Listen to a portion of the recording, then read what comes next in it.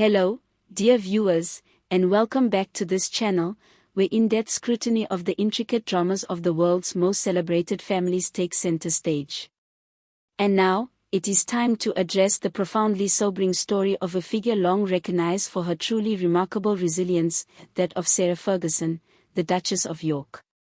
For decades, she was seen as the ultimate comeback queen, a woman who repeatedly rode the treacherous waves of public scrutiny only to come out seemingly stronger, and certainly more financially secure, than before.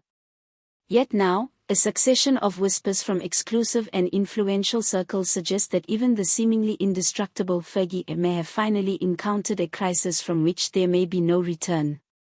We are referring, of course, to the devastating fallout from the renewed scrutiny surrounding the Jeffrey Epstein scandal, a dark shadow that has not only enveloped Prince Andrew but has now reached a point where it threatens to cost Sarah Ferguson nearly everything she holds dear: her lavish lifestyle, her hard-earned social standing, and most critically, her cherished circle of elite friends.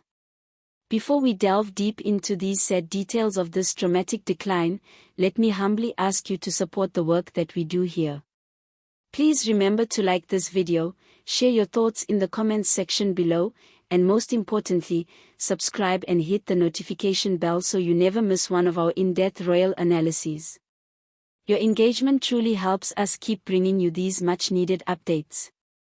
For those two, 2025 has been an absolute disaster, according to many royal commentators. It is hard to fathom the extent of the losses. They have lost almost everything, from the ceremonial military roles and royal honors that once gave them their prestige to their family home, the historic and sprawling royal lodge. Then again, this situation holds a uniquely existential threat for Sarah Ferguson. The Duchess of York once seemed to have an uncanny ability to survive scandals. We remember the famous toe-sucking photographs, the period of exile from the royal circle after those photos emerged, and then the notorious cash for access controversy in which she was filmed trying to sell an introduction to Andrew for a chunky sum.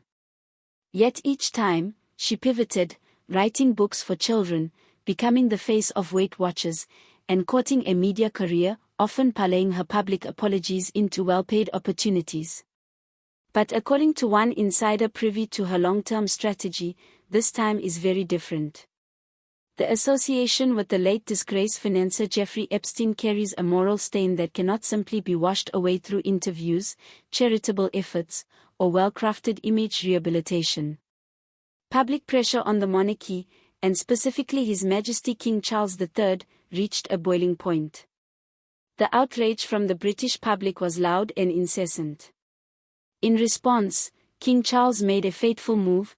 He initiated an official and irreversible process towards the removal of the remaining styles, titles, and honors of his younger brother, Prince Andrew. Unpersoning is a term used in royal circles to refer to the total removal of official identity and privilege from any royal figure.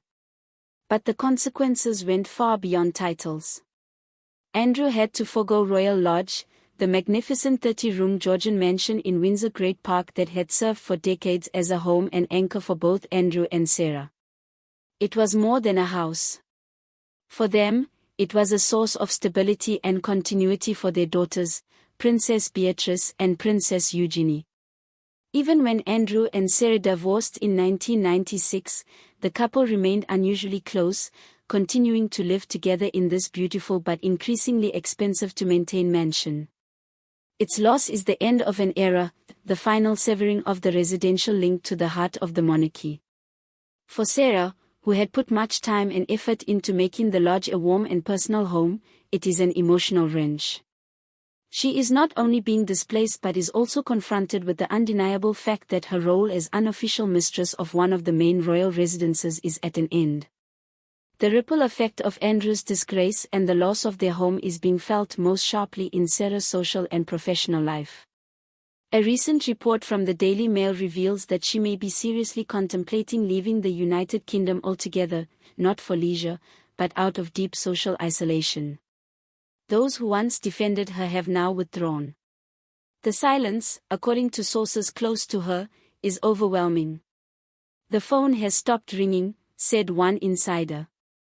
Even those who supported her only weeks ago now want nothing to do with her. For Sarah, whose career is inseparable from social networks, connections, and goodwill, this is nothing less than catastrophic. Her public image, rebuilt painstakingly over 2 decades through charity work and media appearances, is now deeply damaged.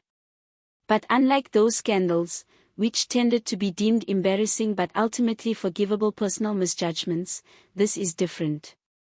The Epstein matter involves serious moral and ethical issues, and those within the elite, especially those attuned to corporate and public reputational risk, simply cannot afford to overlook or excuse such associations.